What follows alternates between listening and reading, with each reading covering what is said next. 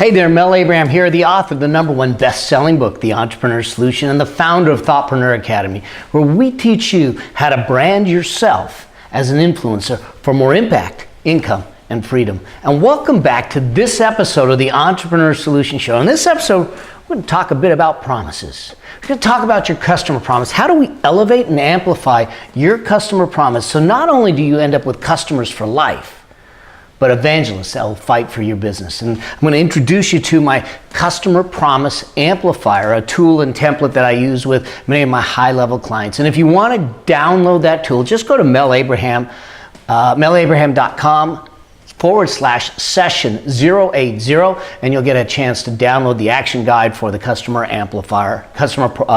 Promise Amplifier in that process. And if you're not by your computer, maybe you're out for a run and you're just listening to this on the podcast, or you happen to be driving and I want you to be safe, then just text me at some point in time. Text My Legacy, one word, to 38470. I'll send you the download link. Make sure that you get all the tools, all the value out of each and every episode. So let's look at this whole idea of the customer promise, because here's what I believe. A satisfied customer is your path to disaster. All right? It's not what I want. I don't want satisfied customers. I actually want ecstatic customers. I want customers that are jumping for joy, that are absolutely beyond themselves. I mean, think about what it's like. I remember my wife and I, we frequent a hotel down here for a brunch. They have a great brunch and it's right on the water, and we love going there. And we happened to go there for our wedding anniversary this past year. And they kind of know us there, but they treat us so well. We walk in, we sit down for the brunch. We've got the view of the water and all of that. And here they come, they bring us this beautiful pastry with happy anniversary on it. You know, and the treatment and everything throughout the whole process was phenomenal. But then we come out, and now normally they keep my car up front, and I come walking out and I don't see the car. And I look at Dan, the valet, and I said, "Hey, Dan, you know, where's the car?" And he says, "Oh, shoot, I'm sorry, Mr. Abraham. It'll be up in just a moment." And I said, "Where is it?" And he says, "Well, it was your anniversary, so we decided to wash the car for you." And you think about that as completely not, you know, it was not something that we expected. It was not something we asked for. We had no idea that they would even consider it. But they took it upon themselves to create an extraordinary experience for Stephanie and I. And this is what I'm talking about. What is your customer promise? And I think that the things that we got to think about is this. If we don't get this right, there's some things that happen. Effectively, if we don't get this right, you're going to find that you have no distinction in the marketplace. You become commoditized. You become reduced to being put in a pile of sameness, and people won't go there. I mean, you think about this place that we had brunch at. We will go there, and we typically go there many times a year because of the way they treat us, because of the experience, because of the whole process of being, aside from the fact that the food is absolutely amazing. So if we don't get this right, there is no distinction between us and the rest of the stuff that's out there. And if we don't get this right, what you find is that since there is no distinction, the perception in the marketplace is that you're low value. You're a commodity. I mean, you may be a pile of beans at that point in time.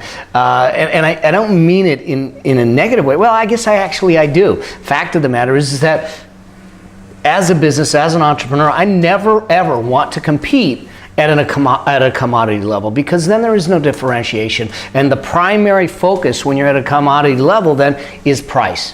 And I don't ever want to be the differentiator on price. I want to be the differentiator on quality, experience, connection, the whole process. But price is never in there, because I want price to become no object. In fact, if I do this correctly, not only does price objections go away, but competitive objections go away.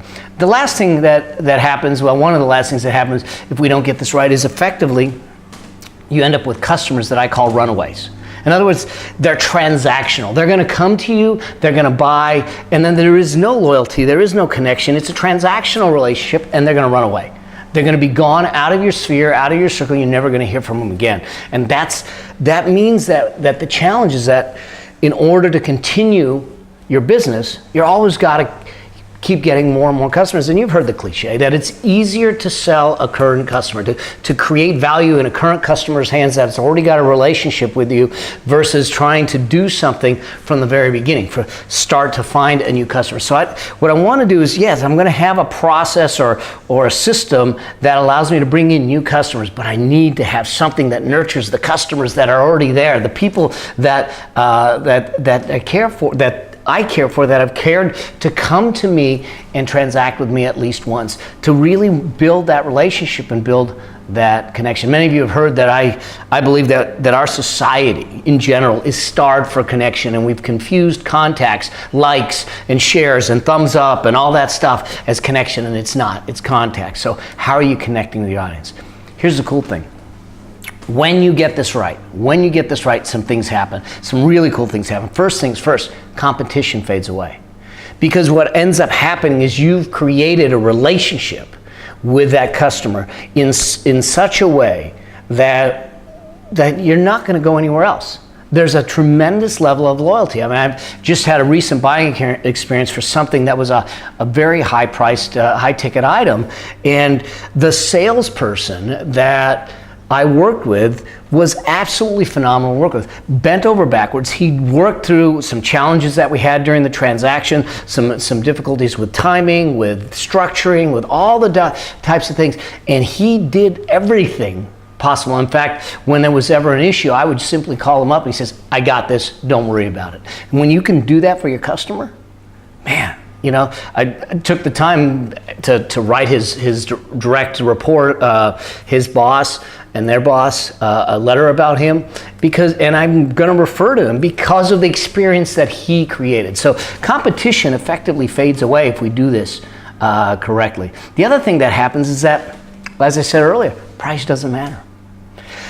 The conversation is not about price at that point because you are the provider. If you positioned yourself correctly and you've created the experience in your customer's eyes, in your clients' hearts, in their minds, through the experiences that you created, not some promise that is never fulfilled, but something that is over-fulfilled. If you'll see in the framework when I break it down, that is over-fulfilled in such a way that, you know what, they say, "I get it, I'm paying a little more, or I'm paying a lot more, but I'm willing to do it because of the experience, because of how it makes me feel, because of how they treat me in that process." And so really when we start to look at this, that starts to really, really shift and change the relationship that you have with your market, with your audience, with your customers and your clients. And ultimately what ends up happening is that you build an army of evangelists. I mean, people that are willing to go to bat for you, people that are willing to stand toe-to-toe for you in a way that they're going to tell people about you. In fact, this transaction that I just talked about, I've already referred them, to people to talk to them about doing a deal for them. And the fact is that relationship is what created the referral. So they've got someone in me that is an evangelist for their brand. And when you can create evangelists for your brand through experience, so they can sit back and say, "I've had firsthand experience with you or with your brand, and here's what it was like." It's like having a bunch of really high ratings on Yelp, but when you're going out there vocally and telling people about it, that's a different ballgame. And so what we want to do is use the customer buying experience to build an army of evangelists. In fact, this, if you will, unpaid sales team that's out there touting your wares, that's out there, singing your praises, that's out there willing to raise the flag and say, "This is who you got to go to. This is who you should be working with." I mean, think about that in your business. Think about how that would affect your business, the business coming in, the revenues, the profitability, the work that you're doing, the meaning, all the way down the line, the ripple effect of creating that experience. So what do you need to know to make that happen? I think that there's a couple principles for you to understand as we move forward, and then we'll build out the framework, the Customer Promise Amplifier framework. So here's the thing. The first thing to understand is expectations are transactional. What do I mean by this? If all we do is build our business, our customer experience to meet their expectations, then you're creating a transactional relationship. We've got to surpass their expectations. We've got to absolutely wow them with the things that we do. And we'll give you some ways to do that. We've got to give them some surprises. We've got to do some things differently, because meeting expectations is the bare minimum of operations, and that's not enough. And that is where I think we start to create that transactional relationship that's fleeting. And I want you to have not transactional relationships, but I want you to have long-term relationships that are mutually valuable. In other words, they get value out of the relationships and you do too. I mean, granted, there's commerce involved and it's a commercial relationship, but that doesn't mean that there can't be a relationship just the same, just because there's money involved. The second principle that I think we need to really think about is, if we're not focused on expectations, what should we be focused on? What we should be focused on is their identity, their aspirations. What are they really trying to identify with? If you think about some of the incredible commercials, even going way back, there was, when they first came out and women started to smoke, there was an advertisement that came out for the cigarettes that they called them torches of freedom. I mean, think about that. What they did is they created an identity for women to pick up cigarettes. Now, I am not a smoker, nor have I ever been, nor do I support it. I think it's an unfortunately unhealthy habit. So I'm just using it as an example, because when we're talking decades and decades ago, when this started to happen, what they used it as an advertisement is to create an experience that created a connection to an identity, and that was the torches of freedom. You can see the same thing with Apple when they first came out with the iPod, and you had those white silhouettes of the people with the headphones on and this cool kind of feel for it, and they created an identity for people to work from and to say, I want to be part of that crowd. And so one of the things that we need to think about in our products or services is, how do we appeal to their individual identities, to their aspirational identities, in order to make it come to fruition, to raise the bar of what it is that they want in the process. And then the third principle is to realize that we need to create a buzz from the delivery. In other words, when you deliver your service, your product, or something, how do you create a buzz? How do you over-deliver and create an experience beyond any other? I know that last year during the holidays, my wife and I took some time, and we went and spent Christmas Eve out at a hotel. And here we came back in from an evening out, and they had on our bed a monogram pillow with A for my last name of Abraham. They had rose petals strewn through the room. They had a bubble bath set. They had chocolates and champagne.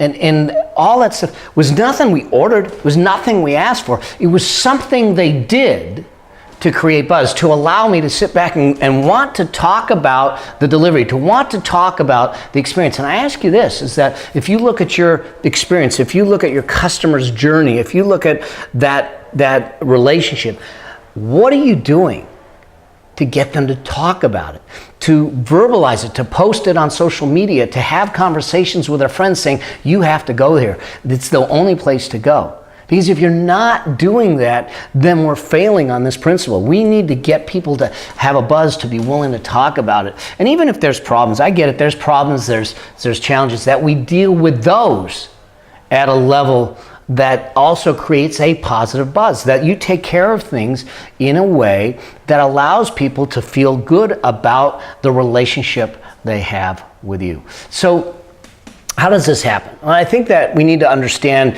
what I call the customer promise amplifier. And in order to do that, we're going to actually jump to the iPad here and get ourselves into building out this framework. And again, if you've not downloaded the action guide, the customer promise amplifier action guide, just go to melabraham.com/session080 to download it, or text me.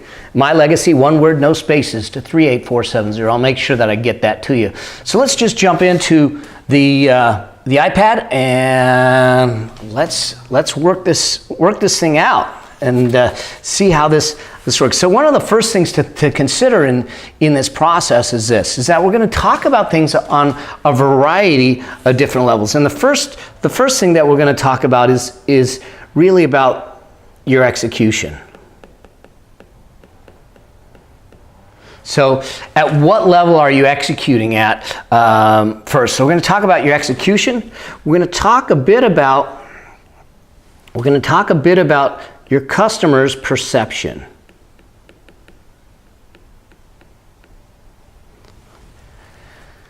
And then from there, because based on their perception, I'm just going to expand this a little bit.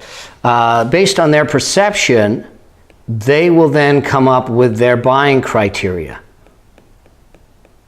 So we're going to talk a bit about the buying criteria based on your execution and what they're looking at. We'll then touch on the type of customer that you're creating. You're creating a relationship. The kind of relationship that you're creating with a customer becomes important, and you have the ability to impact that. And then the last thing that I want to touch on is what impact that has with your relationship in the marketplace and that customer as we move forward. So at the bare minimum, when you first start out, we're really dealing, and this is the thing that we talked about in one of the principles, is that you can deliver your execution based on their expectations. Yeah, effectively, you meet their expectations. Here's the challenge with that, is when you meet their expectations, as I said, you're actually creating a relationship of a commodity. The perception in the marketplace is that you've got a commodity that you're offering, and there is no differentiation, there is no distinction, there is no value beyond what they're using it for. Their buying criteria then becomes one of, what does it cost me? They're totally focused on one thing and one thing only, and that's the price. And we need to get that customer focus off of price and onto value, that client focus in order to really nail this thing. And in the end, what ends up happening is you have, satisfied customers. And that, my friends, will be the beginning of the end for you. Because satisfied customers end up becoming what I call leavers or runaways. They're not going to stay with you for long. So what we need to do is we got to look at this whole piece and say, all right, that's where a lot of people may play, but it's not a place where you want to play. You want to move yourself up. I don't want to serve at the expectation level. The minimum that I want to serve at is what I call the desires level. Because if I'm serving their desires, I've elevated myself above their expectations, because they come into the game with a level of expectations, but there is always a little bit where they would desire just a little more. Just a little more. And so if you can serve at that desires level, what ends up happening is they start to look at you not as a commodity, but as a premium. As a premium. And when you start to be seen as a premium, what they start to look at from a buying criteria is not as much the cost. They're still going to focus a bit on the cost, but they're actually going to look at what we call utility. The impact it's going to have in their life, how it works, the functionality, the utility of what it does for them in the process. And now, instead of satisfied customers, you actually have happy customers. So this becomes the minimum level.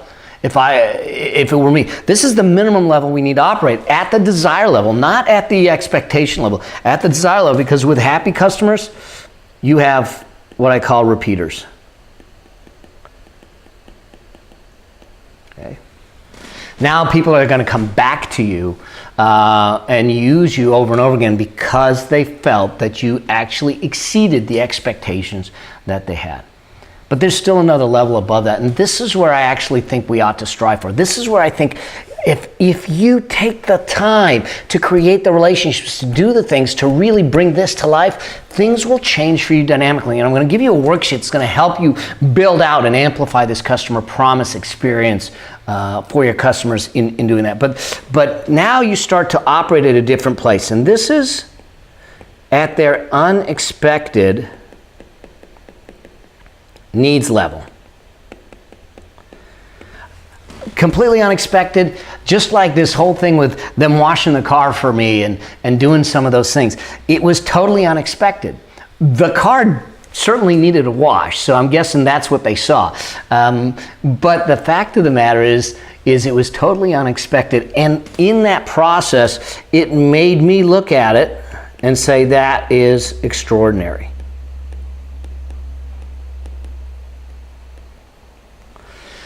So their perception, if you operate at that unexpected needs level, is that you're extraordinary in your delivery, that you're extraordinary in your service, in your product, you're extraordinary in that process of creating the connection with your clients, your customers, and your marketplace. And with that extraordinary type of relationship, with that kind of perception in the marketplace, their buying criteria is based on their identity. They identify with it.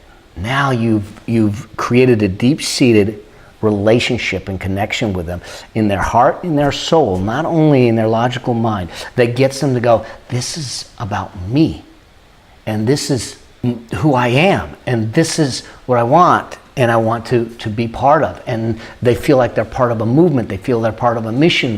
This is what drives some of these companies that have some tremendous success and growth, is because they work at the identity level. Cliff Bar is one of them. Patagonia is another one. Tom's Shoes.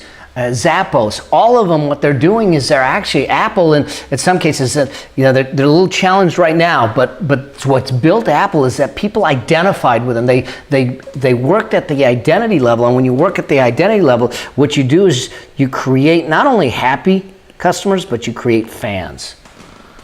And the impact, and this is the cool thing about it, is if you do this well, and when you do this well, and if you take the time, and I know that none of this is easy, and in fact, sometimes it's going to cost you money to do it, but in the long term, it's going to pay you back in spades. Because in the long term, the impact you're going to have is, now I have evangelists.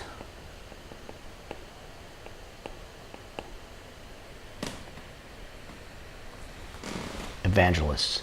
People that are willing to go to bat for you, people that are willing to speak about it, people that are willing to be vocal about it. Not someone that says, yeah, I'm satisfied and I don't say anything, good, bad, or indifferent. I want people that are screaming to the hills, that are saying, my gosh, you gotta go to Mel. I mean, I've had a couple of folks in recent times that I've had the opportunity and the blessing to work with them one-on-one, and the response, because of the impact it had, was tremendous. And so what you need is people that are willing to vocalize this in that way. We live in a different marketplace today. It's not about just direct advertising or TV advertising or newspaper ads.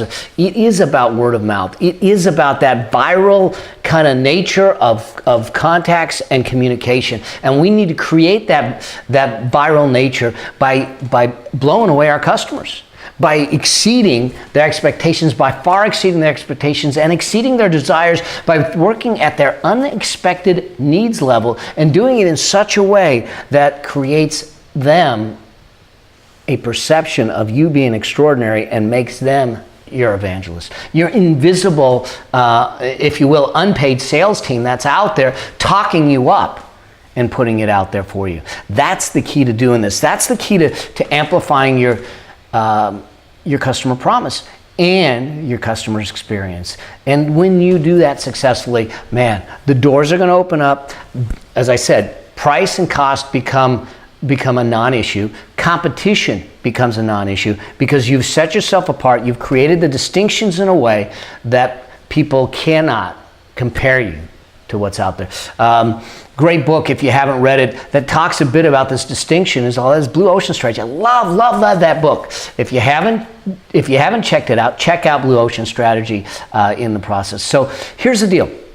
The Customer Promise Amplifier Action Guide that you can download, melabraham.com/session080. You can download, has a worksheet that takes you through a number of processes that allows you to start to understand what it takes to really build out and work through the process of amplifying your customer promise and delivering on it. So it's not, hear me clearly on this, it's not about just making the promise. It's about delivering on it. It's about fulfilling that promise in a way that your customers, your clients, your marketplace are talking about it all the time. So you're going to go through it. We're going to talk about 3 different categories of things that you can do in the action guide. We're going to talk about your baseline. What's the baseline things that you can do? What's the aspirational things that you can do? And what's the experience you can create for your customers and clients? So do me a favor, download that action guide, work it through, get it implemented in your business, get it out there in such a way that you start to see things. Again, you're going to have to invest your time because it takes a little while to create these experiences and to build that trust that the experience is going to be a consistent experience over and over again. But when you do, man, what happens is you start to create momentum in the business.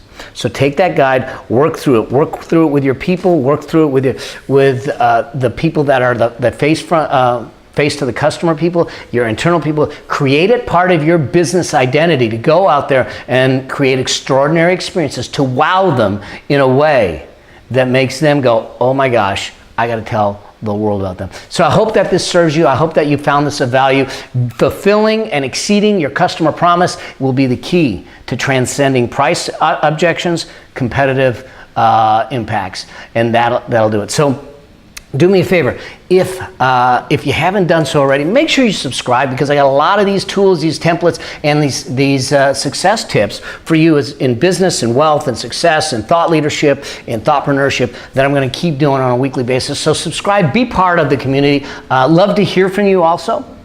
And so if you've got any questions, just leave them for me at askmelnow.com. You can go there, you can leave me your question. We'll make sure we get it on an upcoming episode. And one last favor, if you would do me a favor, is that there's probably people that you know that these kinds of tips, these things could serve them, so could help them. Share it with a friend. Go ahead and share this, post it, put it out there. Let's get it out to the world so I can be their mentor, their success mentor, their entrepreneurial mentor in their back pocket. This is the way I can get access to as many people as possible and give them access to me at this level. So do me a favor, share it, subscribe, and until we see each other on the next episode, may your vision be grand, your journey epic, and your legacy significant. See you soon. Cheers.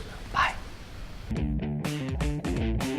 We hope you enjoyed this episode. Make sure you subscribe so you get access to all of Mel's business and success tips. And if you like this episode, share it with a friend. If you have a specific business or success question, you can ask it at www.askmelnow.com. Remember, it's all about being bold, dreaming big, and living life your way.